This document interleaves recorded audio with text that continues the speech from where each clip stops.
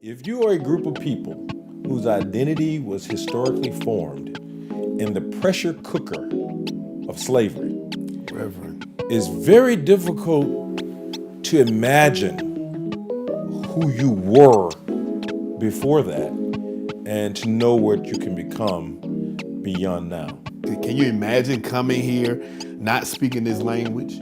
And then not only did you not speak this language, they pulled you from one tribe, and this tribe had a different language, this tribe had a different language. So even on the boat, they mixed your tribes together to make sure you couldn't communicate to the brother or sister next to you.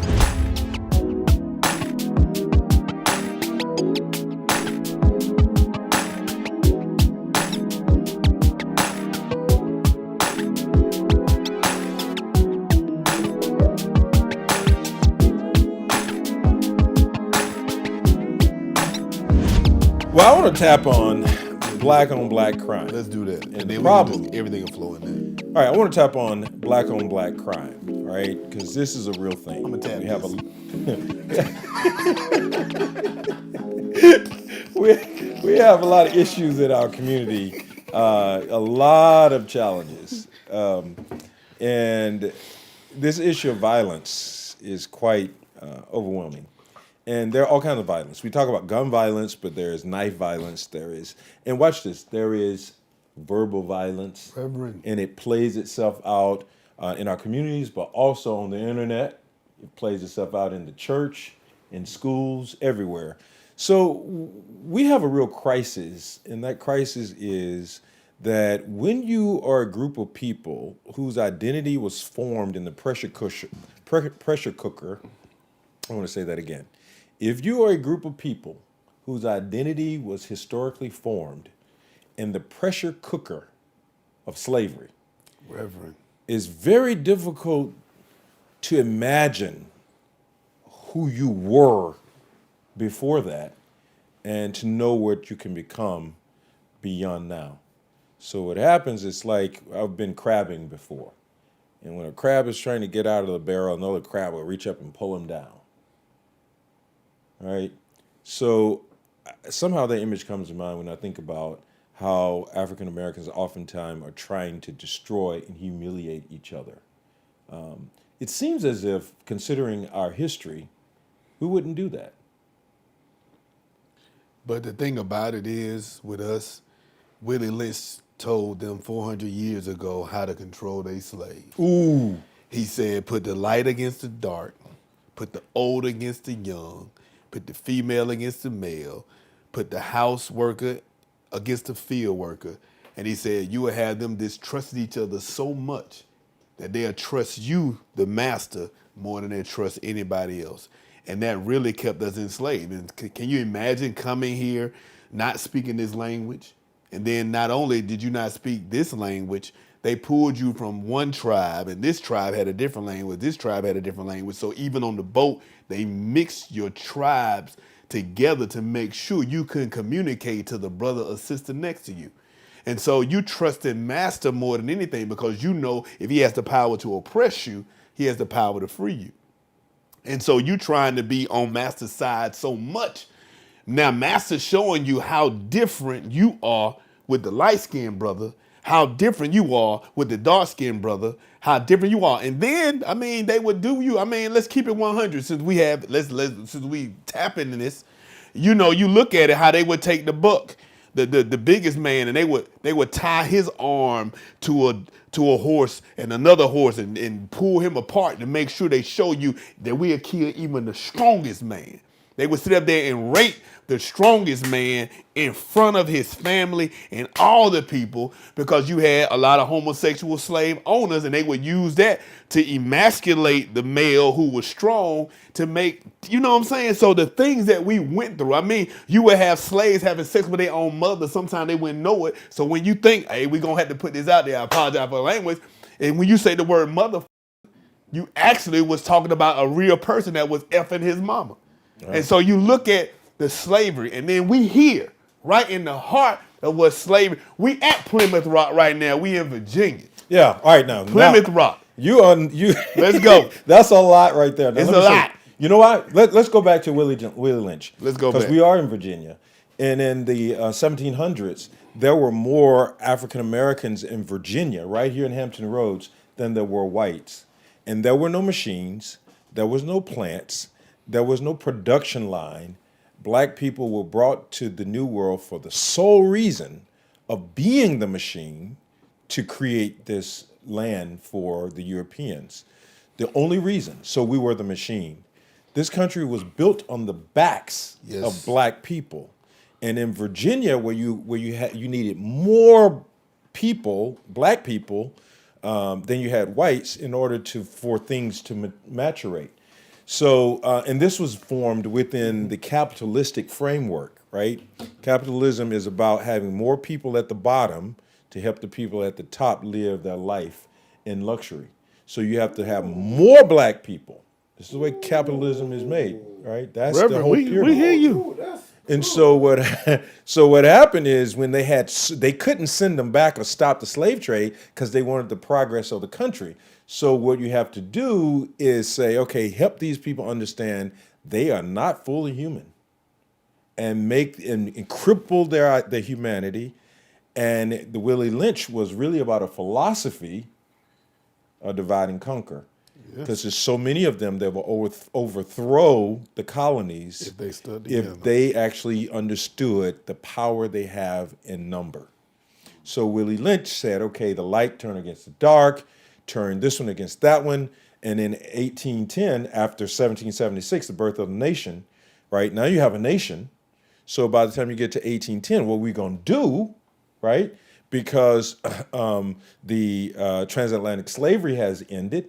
And right after that, the country said, hey, but we need slavery because it's the only machine we got. So we became more than a machine, though. It was in part the selling of slaves that founded Wall Street in New York. What? Go back to the founding of this country. Check the sources. Wall Street was founded. He just told in you part. to Google it. Make sure you get credible sources. You can Google stuff and it's all over the place. We can talk about Just what's saying, online. he letting you know he know what he talking about. He letting you know for the hood Negro. He letting you know. Google it. He got his facts together. Go ahead, man. Trying Wall to translate Street was for founded in part for the selling of black people because not only were we the machine, but by this point we're a commodity. It was black people, the selling of black people, that helped to stir the economy of this country after the founding of the nation in 1776, because by the time we got to 1806, the stopping of the transatlantic slavery, it wasn't until the next year that we actually were able, they started the next year, slavery within this country started. By 1810, black people couldn't marry black people because they needed those mothers to sleep with their sons and every other man around town because all they needed was slaves. And the thing about it is here, they bred you a certain way. And I'm from Atlanta, and I came here, and the amazing thing is how docile some of the African Americans here are. I ain't trying to hate, I'm just saying. But they bred them. They made sure they found subservient sons or subservient males to breed with subservient females to make sure that the gene pool created weak-minded individuals who would submit to master. That's how inhumane it is. And they call us thugs. But at the end of the day, how thuggish is that you're sitting here taking humans and breeding them like they're dogs in order to create your machine, as he so says. But let's talk about that even more. Yeah. Because we came here with one identity, and that was we came from the continent of Africa. There was no interest in the multicultural dynamics that were on the continent. And the fact that they were just black, so we became black. When really there are over 300 nations in Nigeria alone. So they call them tribes. Well, tribes were nations. Now, we can talk about colonization that happened after slavery and how the continent of Africa was divided up, that there's really no place called Nigeria. There are many different nations within what the Europeans colonized as Nigeria or in Ghana and other places. There are many, many tribes, which means there are many, many cultures. There are many, many languages, and some of them are competing cultures. And some people don't know the other person's language. So now imagine you got people coming here from the continent with all these different cultures and all these different languages. And some of them were competing and others were at odds with each other. But now they have a common identity, a slave in America, where you have to learn somebody else's language and you're forged an identity by virtue of just being black. Man. So then both sides of my family, of course, I have mixed heritage, but on the blackness in my family and family heritage comes from slavery. So if I did I did this, some ancestry study, and I can't trace back further than 1876,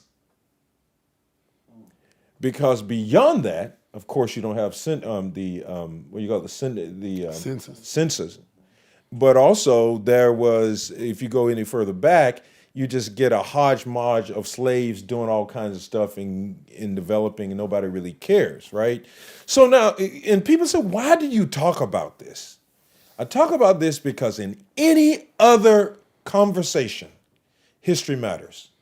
Yes. But when it comes to black people and you start talking about history, people say, why are you talking about slavery? Why are you going back there? I was like, help me. I ain't trying to cut you off, but the Holocaust, they want you to remember. Exactly. Hell, 9/11, they want you to remember. Exactly. They want you to remember everything that happened to every people. Here, Hiroshima. You know what I'm saying? Hiroshima, Nagasaki. They want you to remember all of those different things, and they give them interest-free loans when they come to the country, yet the people that you built the country on the backs on, you don't want to give us anything. You said you're going to give us 40 acres and the mule. We ain't got the mule nor the 40 acres. Let's talk about that, because some people think that is urban legend. It's not urban legend. Because see what happened?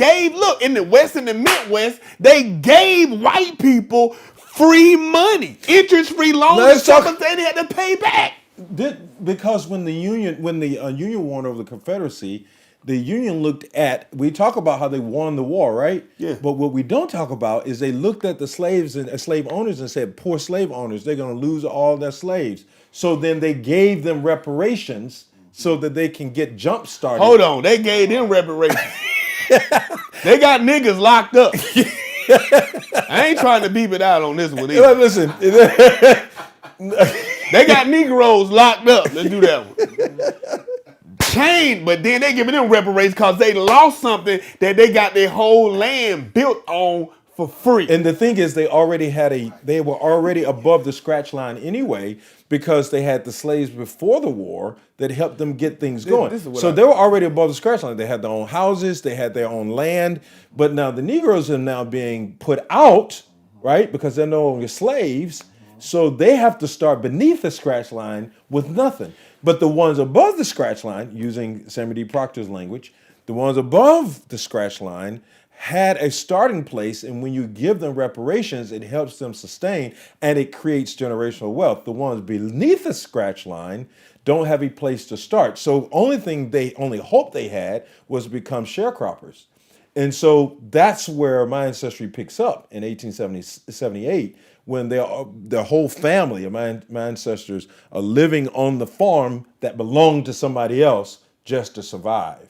And so what happens then, and when they're promised the 40 acres on a mule, they're sitting there waiting on the land, and that got destroyed by the person who became the president. I forget his name. Was it Johnson? Became the president just after Lincoln was killed.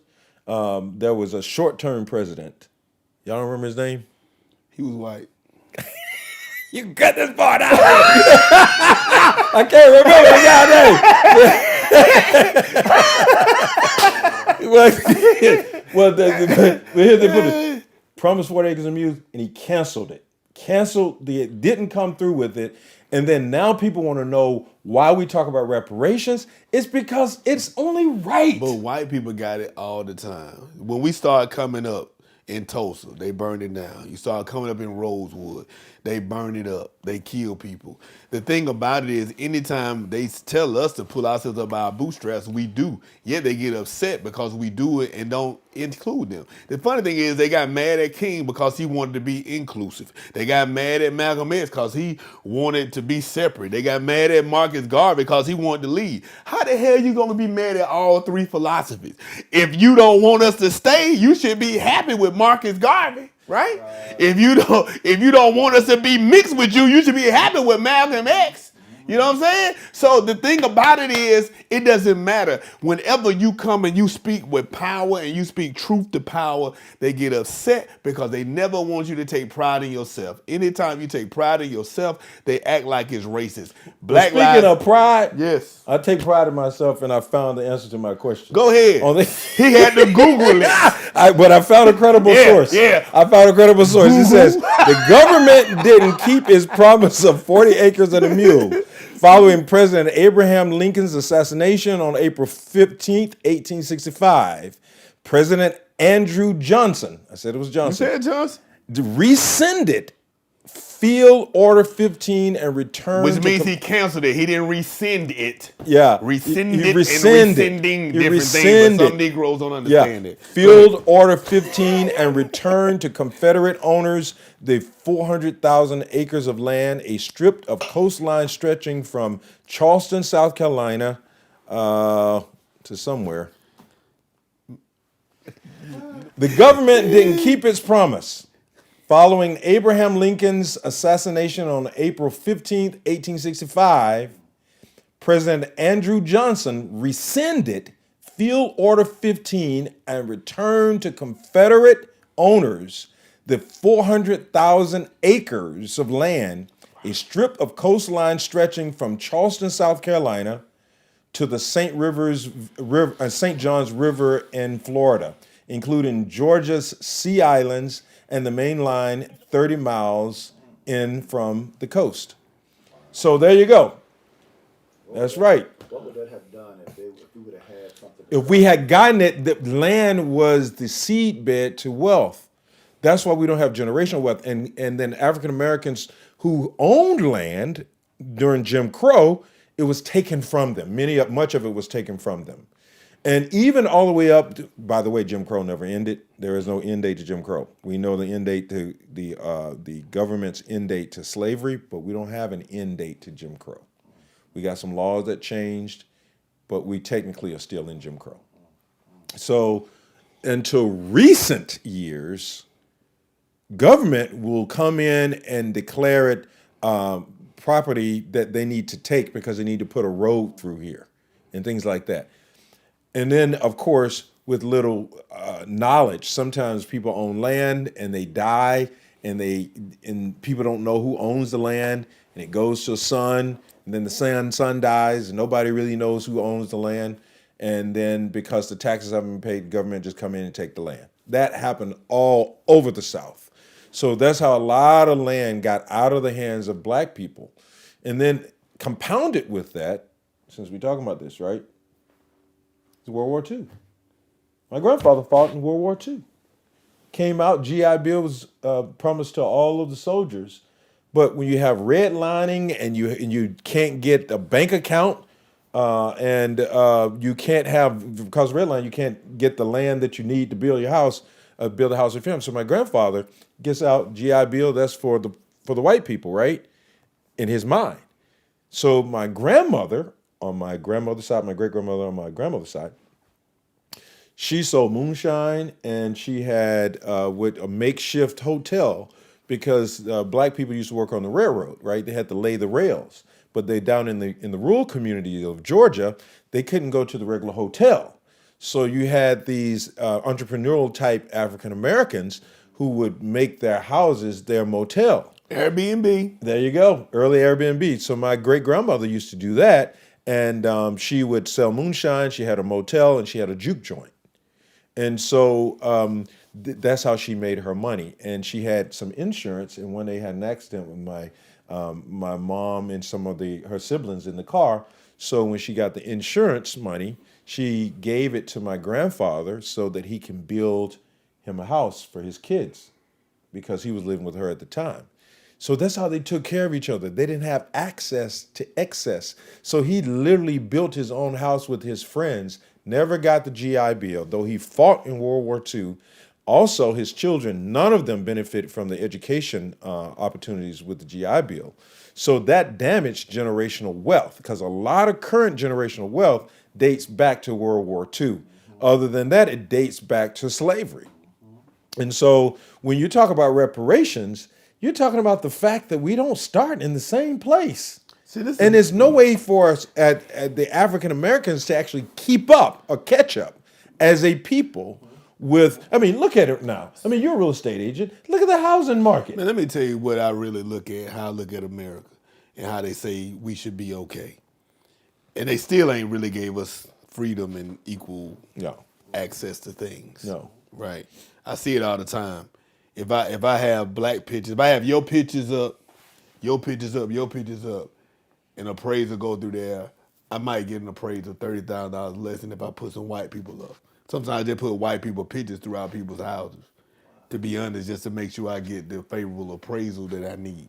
Right? That's a real thing. But look at this. If I'm playing checkers and you cheat the whole game and you got all kings, now you telling me I can daggone play fair, but you got all kings, how I'm gonna win? No, seriously, when you playing checkers, if you cheated the whole game and you got all kings over here and I got regular flipping checkers, and now you telling me play fair, how the hell you gonna tell me you really gave me something?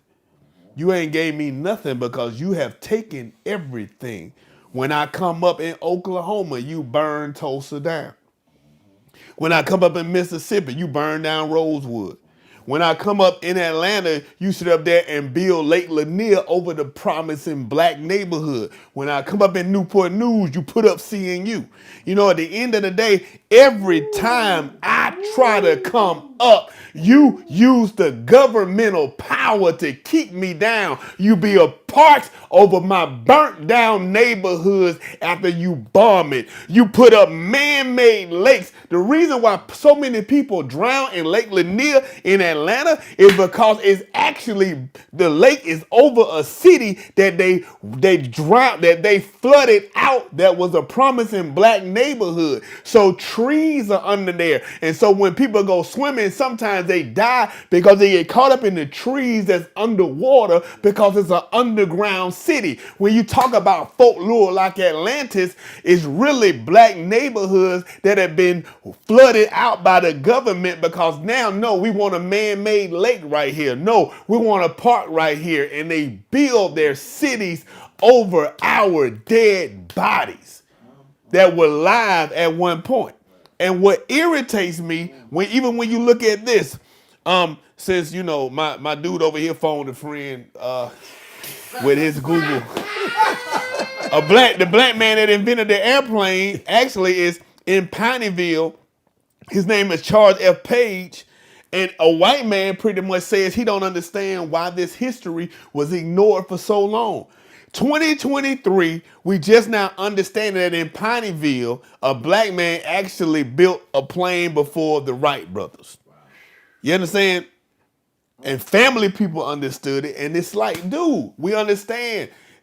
you know, they talk about, man, we invented so many different things that is just unimaginable. You know what I'm saying? That the things that we've done that they take credit for. Yeah, and the thing is, that's why I'm on this thing now that Black history is American history. Because as long as you think Black history is American history, and as long as you isolate Black history to February, what it does is it's a FUBU experience, where it's for us by us. We have an opportunity where we can just talk about what we've done. But I want to integrate. I feel like David coming for us after this podcast. He said it's a FUBU. He called Black history FUBU, nigga. Oh, dude. Oh, you know you got us in trouble with, what's his name? It's something Dash, right? Michael? It ain't Damon Dash. It's somebody else. Anyway, go ahead, man. Well, I know that was a brand, but I'm just mean in terms of with the way we think about Black History Month. We don't even know what he doing. We don't. You're right. You don't need no more wine, man. Move aside. He talking about that my drug. Negro, you just killing one of the black billionaires. You just No. wiping him off. That's not what I'm saying. I know you're not. Yeah, I'm not attacking the brand because this part of what we're talking about, black on black crime. Nobody, I'm not trying to kill Committed. the brand. I'm talking about. He's I'm guilty, talking Your about. Honor. I'm talking about the practice of thinking about Black history as our opportunity to talk to each other about 3 or 4 Black people that did something significant in history. I'm talking about it needs to be more of an integrated experience, and the governor in Florida and some other governors around this country are trying to snuff out the legitimacy of Black history as part of American history. And the good, bad, and indifference, we are American history. We came here for the sole purpose of being the machine to create the country, and we can't talk about what we did in inventions without talking about the foot that was on our neck the whole time. Reverend. And the reality of it is the foot is often still on our neck. And even more profound is that Black people learn how to treat Black people from a nation that has never dignified what it means to be Black. So then we have this sense of you trying to move up in society. I got to kind of pull you down.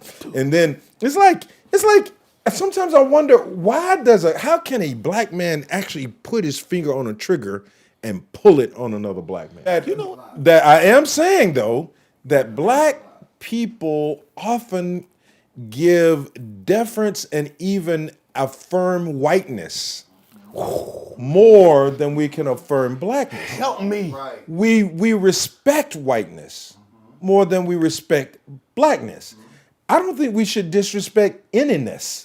But the reality and observation is that we can actually pull the trigger on a Black man and stand there and say yes'm to a white man. Man, because we've been conditioned here in America, you oppressed. No, you're not Look going to at tell this. me that's not a reality. I'm a Black man. I'm successful. I'm probably worth more than a whole bunch of white people. I'm definitely worth more than anybody in that store that work at Starbucks. All right? But me, when I got to use the restroom, if I'm dressed and I got a jogging suit on, sometimes I might just hold it for a minute because I don't even want to go in there if I don't want to buy nothing.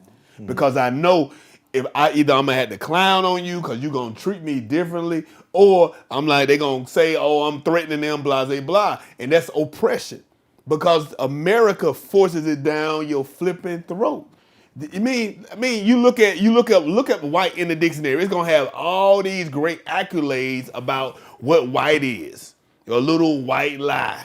You know what I'm saying? But it's going, Black male, everything in Black is always negative, and they push it down our throats. And it's hard for us to recover because those are images we see.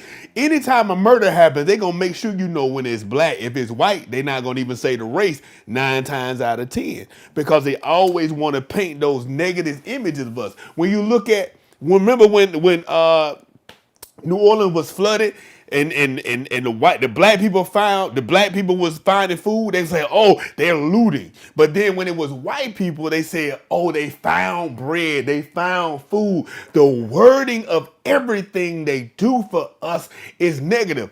You understand? No. What they do for us is negative. But we hear it and we see it. It's hard for us to recover. I want to talk about the they being us. The they being us, because I'm telling you, we hear it. I'm not trying to make any excuses. I'm talking about. But if I hear, you got to guard your ear gate and your eye gate, because that's what affects your heart. Out of the abundance of the heart, the mouth speaks. And what gets in your heart is your eyes and your ears. And if only images you see is negative about yourself or negative about that different demographic, then even though you Black, you internalize the negativity if you don't know how to stop watching what it is that you continue to hear on the news and see on television. They had me scared of Black people when I saw Boys in the Hood. I saw Men in Society.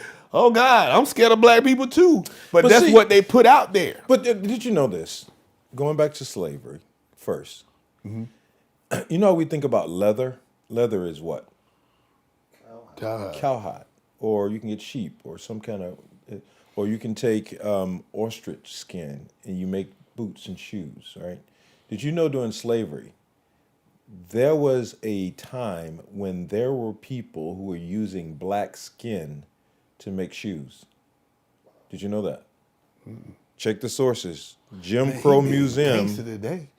Jim Crow Museum in Michigan. Is it a museum? Yeah, Jim Crow Museum. Dang, they got a Jim All Crow right. museum. So there were. I mean, see, this society was not as all of the history was not like all of the colonies, right? But there were groups of people who they thought that it was softer and more durable, so they would use black skin. Black people were by most, treated as just like the animals. Yeah, definitely. Right. We know that. So that's that. Come on up to Jim Crow in the early 1900s. Black babies were used as alligator bait. I knew that one. And so, and I was reading, and that's why I say you can't Google everything, because if you Google that, it's going to say, oh, it's a legend. Oh, it's not true. Oh, yes, it was true, because there are credible sources that document that this was a reality, that people did that. The dehumanization of blackness is enshrined in the American society. That even when we dare say certain things, or do certain things, it's within the American psyche and even in the black man's psyche that creates this subconscious self-hate. Exactly. And so when I can look at I've been watching this, how can you look at another man or woman, black person, and pull a trigger when collectively the African American experience has been so traumatic? You have no mercy on the history of our ancestors and the strength of personhood that survived all these years. And so when I see people trolling online, creating rumors, and they going after people who have power, have moved up in life, African American men and women, going after Oprah, going after Tyler, going after Bishop T.D. Jakes. You see, what bothers me, and I'm often asking the question, so what the hell do you get out of that? Come on. What do you get out of that? I don't even, I'm like, what are we trying to do? And meanwhile, Donald Trump, America's greatest criminal, gets to run for president, and even the Christian nationalists are doubling down on their support of Donald Trump. They find every reason to support Donald Trump. Can you believe that? And we find every reason to find a reason to try to pull Bishop T.D. Jake down, pull Oprah down. I was like, what the hell is our First of problem? all, I'm like, I don't care what they did. I'm standing on their side. Let's keep it 100. First of all, if it was not for some of the white church, slavery wouldn't have lasted as long as it did. Neither would have Jim Crow. Because a lot of those individuals supported that. They supported slavery because, at the end of the day, they were burning crosses in our yards under the hoods of the KKK, because a lot of times they were using Christianity to oppress us. That's why a lot of times people think Christianity is a westernized religion, but your book taught us, plug the book right quick, your book taught us that it ain't a westernized It's Christianity, religion. the white man's religion. It's Christianity, the white man's religion. No, it is not. It's birthed out of Africa. Do you understand that Israel is in Africa? They put the key on Israel, and they did gulfs to make sure that you begin to think that Israel is not in Africa, but it is on the continent of Africa. That's where you are. But you want to draw a key on it and call it the Middle East. It's not the Middle East. It's Africa. Okay? That's why people of color are from. Now, let's clarify that a little bit historically, that the world was not divided the way it was divided later on, early on, right? The world was not divided in the way that it's divided now. So, the lines of demarcation of what's Africa, what's not Africa, didn't exist early on. So the fluidity of the land experience, when people were up in what we call now the Middle East or in Israel, when Jesus was born and Herod wanted to kill the firstborn and so forth, they fled to where? Egypt. They didn't understand I'm fleeing to Africa. They just went down to Egypt because the fluidity of experience was just, it was as one, right?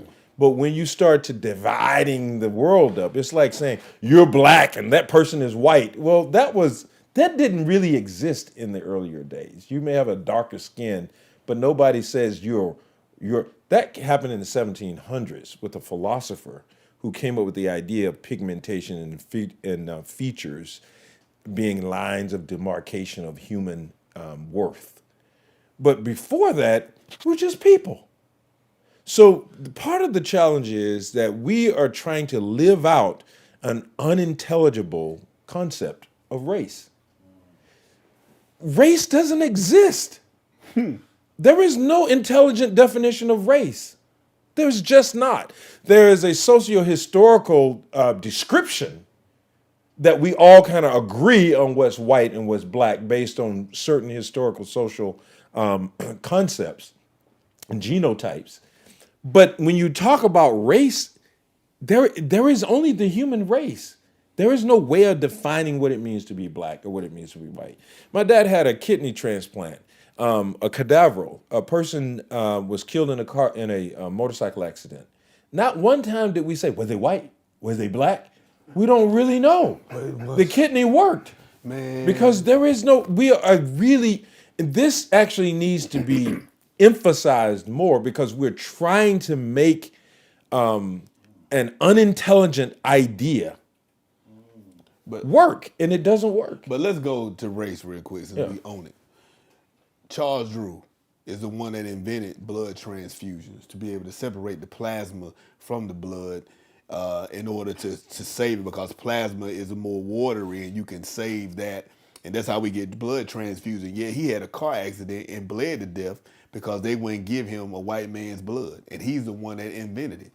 So when you look at it, you're right, the constructs of race, it doesn't make any sense. But when we were colonized, in the sake of Christianity, when it comes to, is this a white man's religion across the world, at the end of the day, I understand race is a situation where, the world was together when God confused the language in Babylon because they said, could they build a tower to heaven, and he switched everything up. At the end of the day, I can't help but understand that even though I'm a Christian, I'm a black man. I got to deal with situations more so challenging than white people. You understand? It was amazing how this guy, it's funny with the real estate game, he said that this man was going to be able to refinance this house that I had finally got him in probate. And now his name is on the deed. And they were like, well, this guy said that he could refinance my house. I'm like, wow, if he could do that, he definitely going to be my loan officer. They're like, what you mean? I said, dude, you haven't had your name on this for 6 months. And he said, but you're not a loan officer. The loan officer, I said, look, if he can do that, I'm telling you, I'm going to use that man. You understand? And another guy, another white male loan officer said the same thing, that he could be able to refinance it. Of course, they couldn't because you had to have your name on it at least 6 months. What am I saying? When I do real estate, I got to know far more than my white counterpart in order for me to be successful, because at the end of the day, I'm not rewarded for mediocrity. I got to be on point when I do what I do. So I get what you're saying, and I feel you that we all should be looked at as one people. But in America, I can't afford to look at it like that, or I won't survive. Oh, you shouldn't look at it like that. Yeah. I'm making the difference here between a socio-historical reality in which we are trapped by historical social reality. Yes. We are trapped by it. What I'm saying, and so that the conversations you're having the conversation is defined by it. What I'm trying to stand beyond the socio-historical reality and ask ourselves as human persons, does this entrapment even make logical sense? And the answer is no. I got you. Does that make sense? It does make sense. It makes sense all the world. But I get it. But if I sit up there and act like this construct is not here, it's almost like we in the Matrix. You know what I'm saying? Neo could sit up there and be on the flipping Nebuchadnezzar and think he free, but at the end of the day, he's in the Matrix. I'm in the Matrix of racism. I'm in the Matrix of it's not equal. I'm in the matrix of they still look at me like I'm less qualified than the white man, so I always have to be more intelligent. I always have to be more qualified. I always have to know more than the next man in Let's order talk for about me that. to get Let's to that particular let's point. concretize that point Yes. with Claudine Gay, Yes. that's president of Harvard University. Woo, had to Reverend. resign. Why did she resign? What would they? What She was happened? pressured to resign because there was a Anti-Semitic. a comment she made that was deemed anti-Semitic when she had the hearing. She was a part of a presidential panel that had a hearing with the House. Was that right? The House of Representatives, and she was asked a question to which she answered like a scholar. Any other scholar answering that way, it's a scholar. It's a scholar answer. She was playing chess.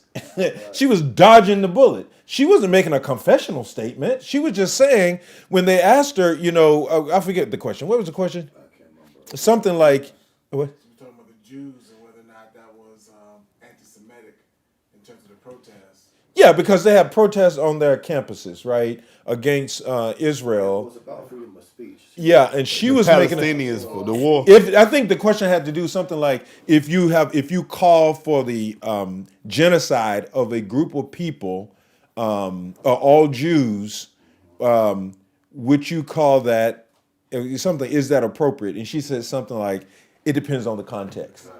Right. Well, that's a classic scholar's response to a question like that. That feels like when you feel like you're being pushed in a corner, and being these guided questions. That's a scholar's way of responding. Ain't it funny how if you hint at saying something some Jew person said is wrong, then or if you sit up there and act like you, and I ain't saying even you doing something wrong. If you say something against Jewish people, they sit up there and try to cancel you real quick. Yeah, Well, you can murder I think a black man with who has no gun and still get your Well, paycheck. And that's go why I through. think we need to learn from the Jews. They That stick if together. they could do that, how is it that we have so much racism that gets by? I think we can learn from the Jewish community. Now, I think I the am people in not the hood supporting. need to Let me start killing people clarify. like they supposed I am to. not supporting the assumption that Dr. Gay was suggesting that it was okay to call for the genocide of people. I'm not supporting that assumption. But what I am saying is that when she came and actually apologized for any way that her comment seemed to suggest something else other than that, what she meant. But then it turned into, oh, let's look up her PhD. Her PhD must not be legitimate. I'm like, what the hell is going on now? So now they're going through her PhD dissertation and trying to call out some plagiarism and all this stuff. And I'm like, meanwhile, she's getting threats for her life. I'm like, were you calling for the death of the president? How is that supposed to be okay? Any different? And I'm like, okay, so, and I'm trying to wrap my brain around. We need Malcolm X. Claudine Gay has to resign under pressure for just a few weeks in as president. Meanwhile, Donald Trump, I'm going back to Donald Trump here, is running for and might win.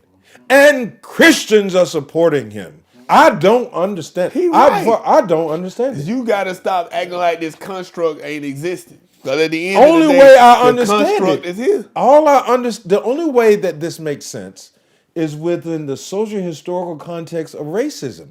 And in her case, she has a double whammy because she's black and female. And the president of University of Pennsylvania, wasn't University of Pennsylvania, was also pressured to resign. I'm like, I'm watching this saying, I am not suggesting that any kind of way of calling for the death of anybody is appropriate. I am absolutely against anti-Semitism just as much as I'm against racism. But I'm trying to understand people not against how did a racism. misstatement, a weak statement, like pulling words apart, you're afraid to say anything. are you going to get canceled? Meanwhile, Donald Trump could stand up there and say, I can shoot somebody on 25th Street and I won't even lose any votes, and then wins presidency. I don't get that. To me, it's just like you're watching a fairy tale. This can't be true. Until black people start pulling together and start. This is the thing, when something go wrong and we really get angry, then we tap our own neighborhood. You need to go tap their neighborhood. I'm just keeping it 100. Well, I'm not advocating for that. All I'm saying is this, man. So I'm not advocating for that of anybody. I'm like this, man. So think about it. You had Huey P. Newton. You had these individuals. You had the Black Panthers who stood up for their neighborhoods, who were feeding people who were hungry, and they called them public enemy number one. When they had gangs ceasing fire, when they was sitting up there collaborating with the KKK, you see all these different situations where the black man is beginning to elevate other black people. You feeding them and elevating them. They always come down and kill and destroy. All I'm saying is, I'm just keeping it 100, man. Not Elijah Muhammad, Louis Farrakhan and them individuals, they not doing how Malcolm X used to do. The only reason they listened to Dr. King is because they did not want to deal with Malcolm X. And Malcolm X even came and met with Coretta and said, hey, I understand what your husband is doing. I finally see it. I've been to Mecca. I see all these different people together. I understand that some white people need to help us, but I understand this too. If he's not willing to fight back, they're not going to give it to him. So I need to know, if they don't listen to him, the alternative they're going to have is to deal with the fruit of Islam.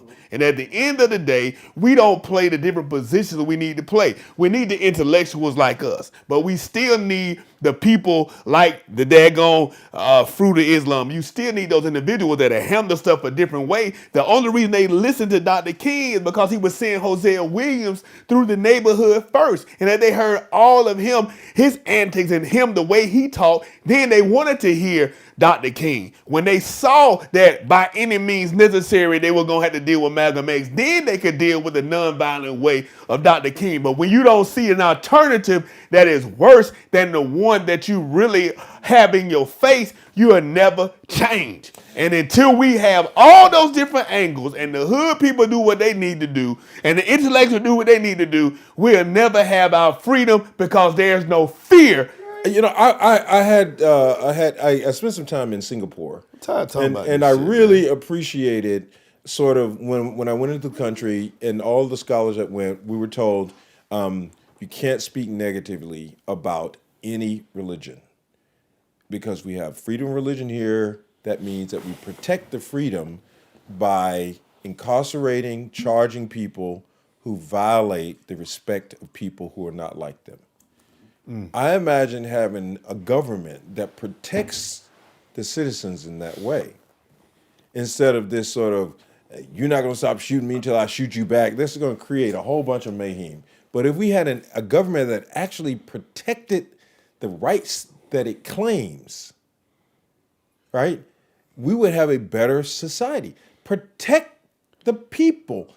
Protect when a police pulls a trigger. Stop trying to prove that the police has immunity. No, if they disrespected another human person, or when it comes to anti-Semitism, protect the Jews. When it comes to racism, protect the black people. When it comes to Islamophobia, protect the Muslims. When it comes to anti-Palestinian, protect the Palestinians in this country.